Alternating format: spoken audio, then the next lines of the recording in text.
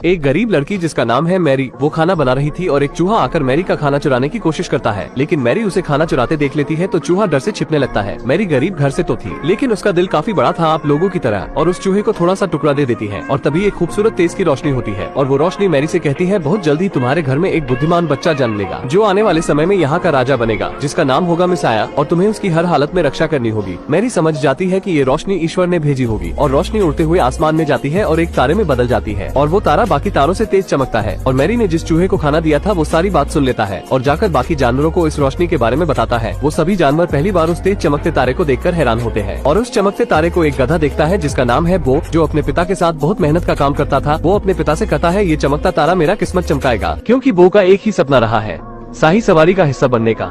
लेकिन उसके पिता कहते हैं तुम्हें इतना बड़ा सपना नहीं देखना चाहिए और अपने काम पर ध्यान दो। और तभी एक पक्षी आता है जिसका नाम है देव। वो अपने गधे दोस्त बो को बताता है कि आज शाही सवारी निकलेगी। इतना सुनते ही वह अपने पिता को कहता है कि उस सितारे ने मेरे किस्मत को बदलने की शुरुआत कर दी है, जो एक न एक दिन शाही सवारी का हिस्सा जरूर बनेगा। वो बाहर देखता है तो शाही सवारी वहाँ से निकल रही थी। वो बहुत तरकीबें भी निकालता है रस्सी से आजाद होने की। वो रस्सी से तो आजाद हो जाता है लेकिन उस चक्की का हाल बहुत ही बुरा कर देता है और तभी उस चक्की का मालिक आ जाता है। वो चक्की का ऐसा हाल देखकर गुस्से में बो को मजबूती से बांध देता है। वो कहता है एक न एक दिन मैं यहाँ से आजाद होकर अपने सपने जरूर पूरा करूंगा। 6 महीने गुजर जाते हैं। अपने बच्चे का ये हाल देखकर बो के पिता कहते हैं तुम्हें यहाँ से निकलकर अपने सपने को जरूर पूरा करना चाहिए। वो एक योजना बनाते हैं बो को वहाँ से भगाने की। बो के पिता घायल होने का नाटक करते हैं और बो जंजीरों से आजाद हो चुका था और तभी उस चक्की का मालिक आ जाता है और बो के पिता कहते हैं भागो। वो किसी भी तरह वहाँ से तो निकल जाता है लेकिन एक रस्सी उसके पैर में फंस जाती है जिससे उसके पैर में थोड़ी चोट आ जाती है। वो उसी हाल में आगे बढ़ता है और उसे मेरी दिखाई देती है जो हमने फिल्म की शुरुआत में देखा था। वो अपने पति जोसेफ के साथ रहती थी। वो मेरी के घर में आकर टेबल के नीचे छिपा रहता है।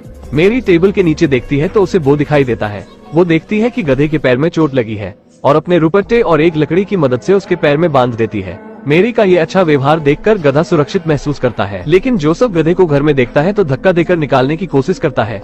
मेरी उससे कहती है कि हम दोनों के अलावा इस घर में कोई नहीं, क्यों ना हम इसे रख ले। जोसेफ मेरी की बात मान लेता है और रात में मेरी जोसेफ को उस सितारे की पूरी बात बता देती है।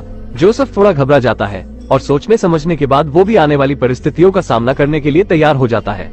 अगले सीन में वो भागने की कोशिश करता है लेकिन उसका दोस्त देव बताता है अगर तुम अभी बाहर निकले तो तुम्हारा मालिक पकड़कर तुमसे चक्की पिसवाएगा और बताता है जब तक तुम्हारे पैर ठीक नहीं हो जाते तब तक तुम यहीं रुक जाओ। अगले सीन में हम 3 ऊंट और 3 वाइस मैन को देखते हैं। आप उन्हें ऋषि या ज्ञानी भी कह सकते हैं। वो तीनों ऋषि और तीनों ऊंट काफी उत्साहित होते हैं उस मैजिकल बच्चे से मिलने और उन्हें उपहार देने के लिए। जब वो राजा के महल पहुंचकर ये संदेश देते हैं तो राजा को लगता है ये सारे उपहार उसके लिए है, लेकिन वो तीनों ज्ञानी उन्हें बताते हैं कि ये सिर्फ मैजिकल बेबी के लिए है।